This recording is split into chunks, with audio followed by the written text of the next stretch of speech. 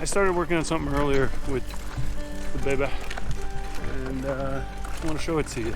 I'm just getting into this, and I don't really know anything about it. Kind of learning, kind of like where I was at with grass in April. And not that I know anything about grass now, because I don't. I'm still learning with that as well. But here, check this out.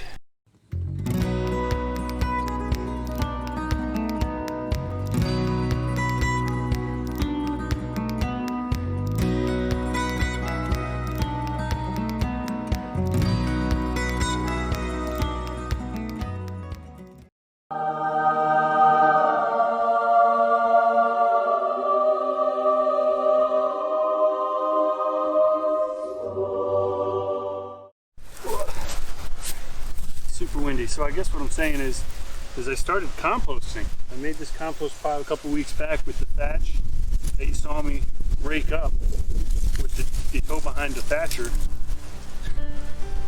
Be lucky if this camera doesn't blow over. And all the straw that I put down this spring also got raked up. I've also been cleaning up all the leaves that have been falling. So I have a lot of, I guess what the compost community calls browns. I have a lot of browns, which is good because most efficient ratio is 2 to 1, but it's a little riskier because your compost can get soupy, is my understanding, when you have too much green. All right, hold up. Wait 1 minute. If you've never composted before like me, then you have no idea what I'm talking about. And I'm gonna try and catch you up real quick so you know what I was just saying, because I understand that was probably just Chinese. You're probably wondering what's the green, what's the brown, and I didn't know a couple weeks ago either. My father was joking with me, oh, you got to get your browns and your greens right. And I had no idea what he meant when he said that. So I went online and I looked it up. I went on to Reddit, which is my favorite site in the world when I got to research stuff. Say what you want about it, but it's been really handy for me.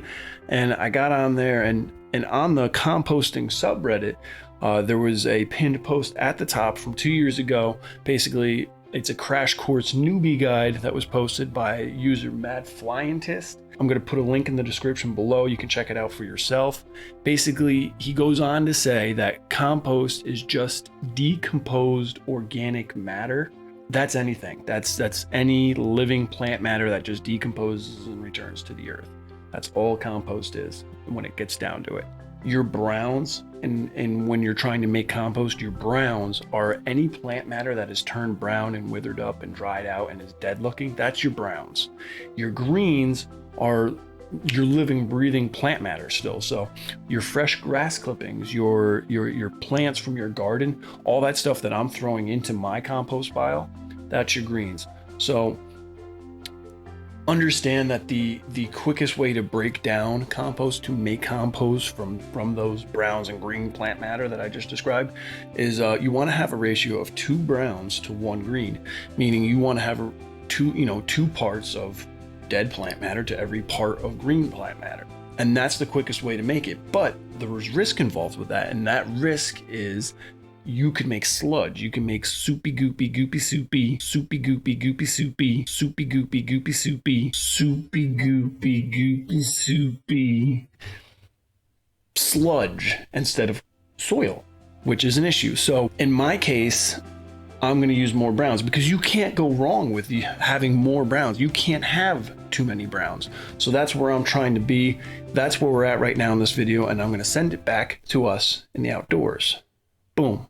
So the most kind of like risk-averse strategy is to kind of like a 5 to 1 ratio or a 4 to 1 ratio, which is good because I have a lot of browns. And I don't have a lot of greens right now. I don't have a lot of grass clippings. So the idea here is I'm going to toss all this into where the pumpkins were, over there. And my father's got a rototiller. I'll borrow it from time to time, and I'm just going to come in and rototill it. And that'll be how I stir the compost and provide it with air and get the wet stuff up top and the dry stuff down below, and just kind of get that microorganism, that microbe action going on, and wet it with the hose, I guess, from time to time. And then I'll let it sit over the winter, and then in the spring, hopefully I have some good compost material to use for the garden and the pumpkin patch, and we want to do watermelons next year, and kind of grow on what we've already established this year, and I'm just using the material from the lawn. So this is kind of exciting. If you guys have any suggestions, please feel free to comment below and let me know. I'm a rookie, but my understanding is it's very hard to mess up because this stuff happens naturally. You're just trying to do a better job of what happens naturally. That's all.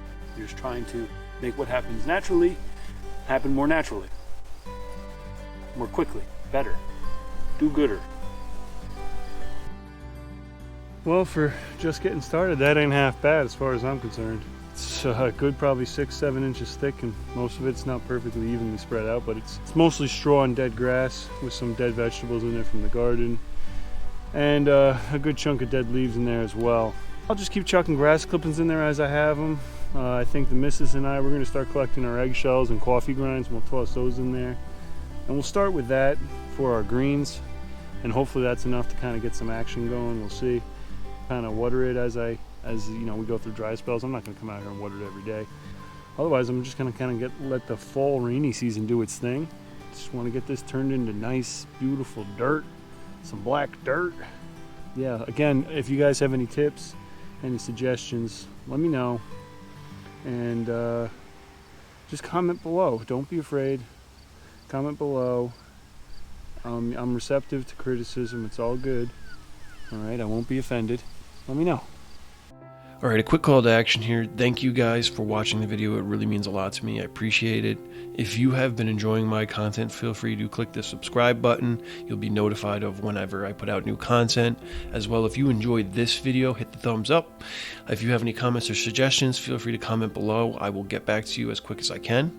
I really appreciate it, guys. Thank you. And with that being all said, we will see you in the next one.